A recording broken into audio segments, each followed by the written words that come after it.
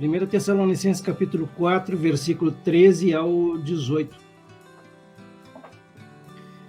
Não quero, porém, irmãos, que sejais ignorantes acerca dos que já dormem, para que não vos entristeçais como os demais que não têm esperança. Porque se cremos que Jesus morreu e ressuscitou, assim também aos que em Jesus dormem, Deus os tornará a trazer com ele. Dizemos-vos, pois, isto pela palavra do Senhor, que nós, os que ficarmos vivos para a vinda do Senhor, não precederemos os que dormem, porque o mesmo Senhor descerá do céu com alarido e com voz de arcanjo e com a trombeta de Deus, e os que morreram em Cristo ressuscitarão primeiro.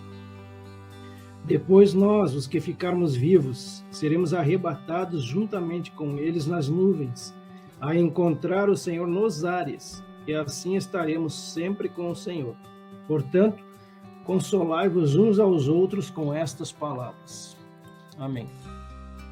Algumas considerações, então, iniciais. Esses 2 dias que a gente está estudando, desde a semana passada e hoje, seria a introdução à terceira parte do livro de Apocalipse, que são as coisas que depois hão de acontecer.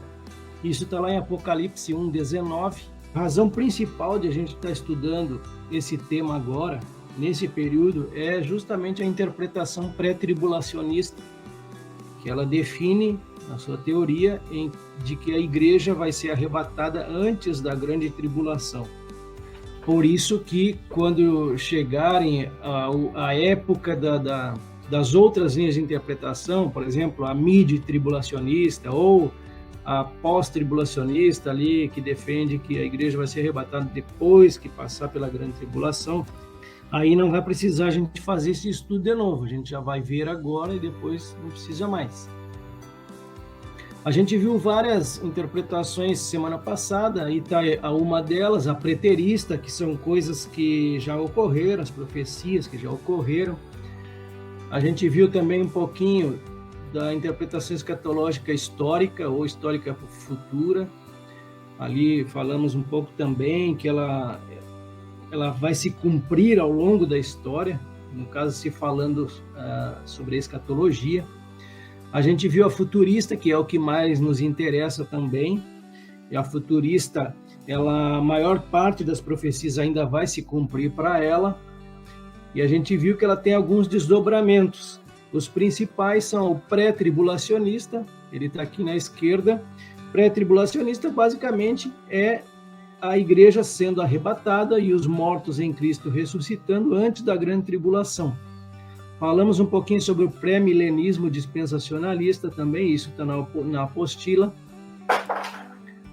A gente falou um pouquinho sobre o mid-tribulacionismo.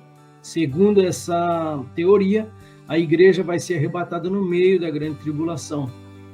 E o pós-tribulacionista, eles pregam que a igreja vai passar pela grande tribulação.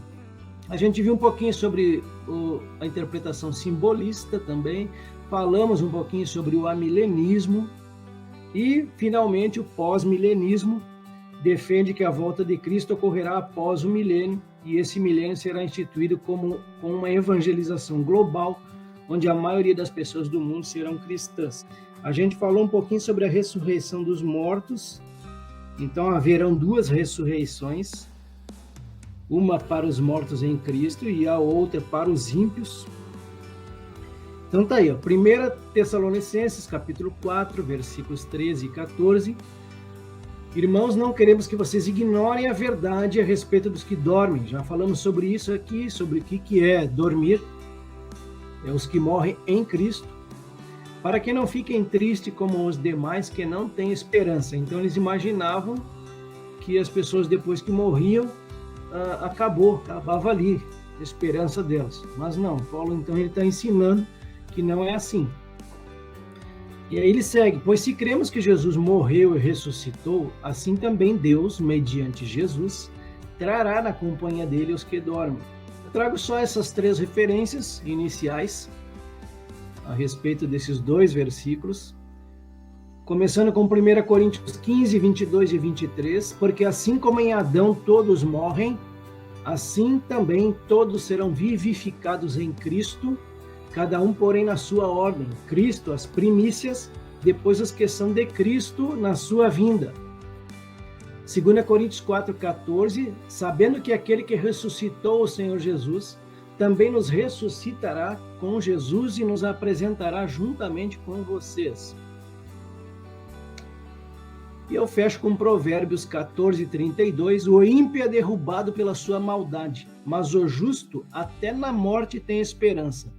E pela palavra do Senhor ainda lhes declaramos o seguinte: nós os vivos, os que ficarmos até a vinda do Senhor, de modo nenhum precederemos os que dormem. Então os que dormem vão ressuscitar primeiro.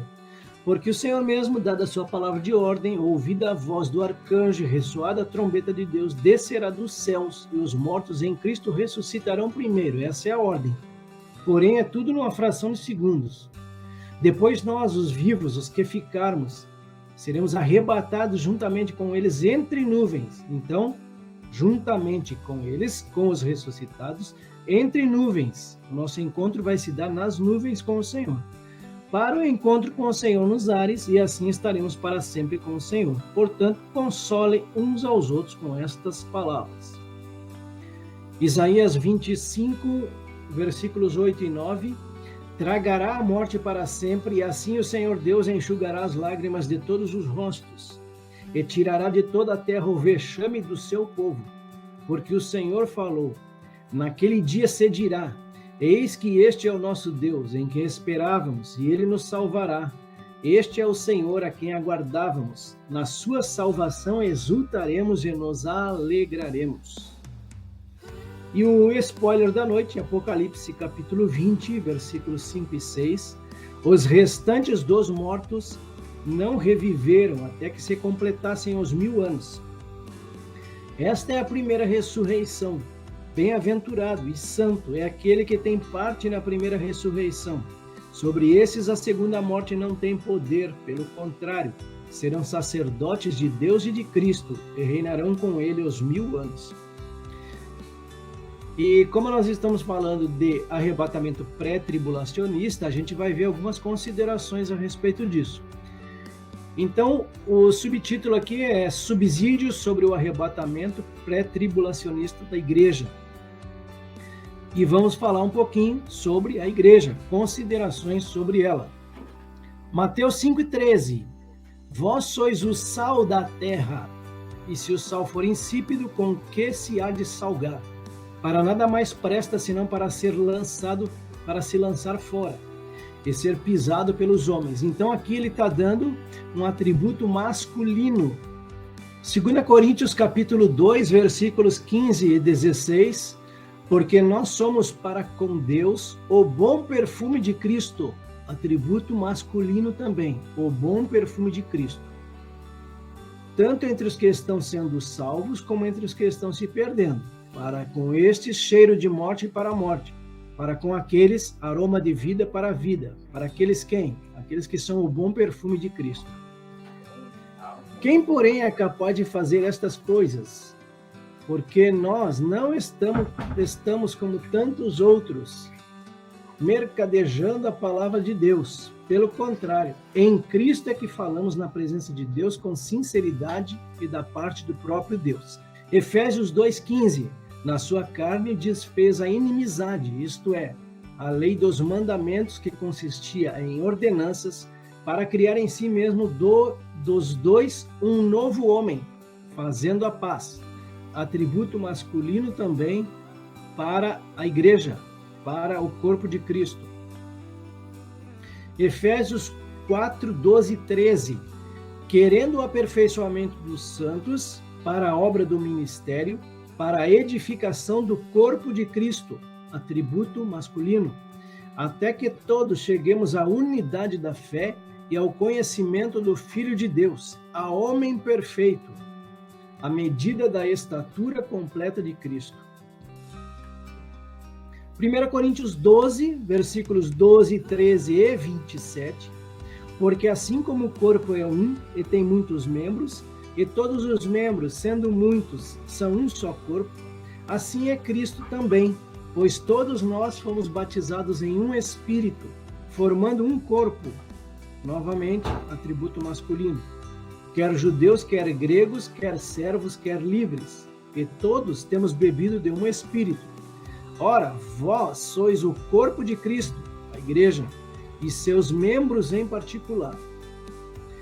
Efésios 1, 22 e 23 também vai falar que é o seu corpo.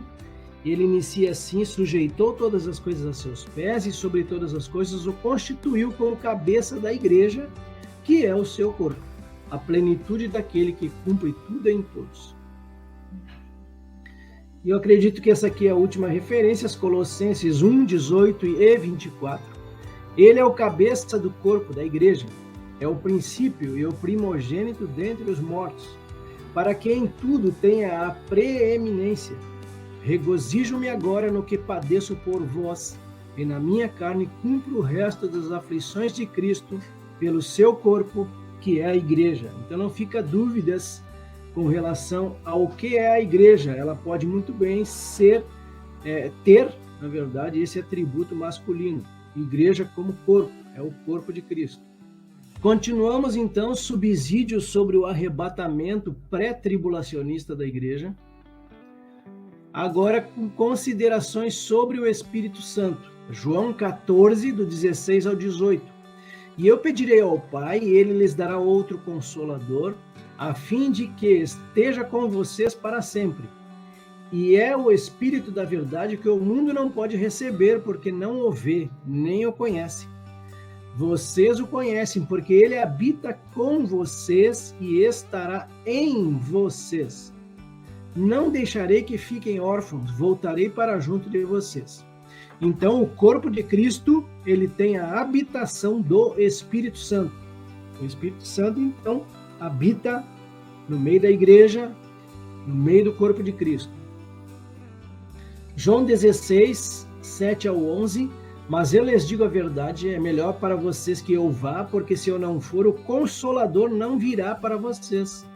Mas se eu for, eu o enviarei a vocês. Quando ele vier, convencerá o mundo do pecado, da justiça e do juízo. Do pecado, porque eles não creem em mim. Da justiça, porque vou para o Pai e vocês não me verão mais. Do juízo, porque o príncipe deste mundo já está julgado. Então, o Consolador, as considerações sobre o Espírito Santo que a gente deveria ver nessa noite é isso. Ele habita no corpo de Cristo, habita na igreja, com a igreja.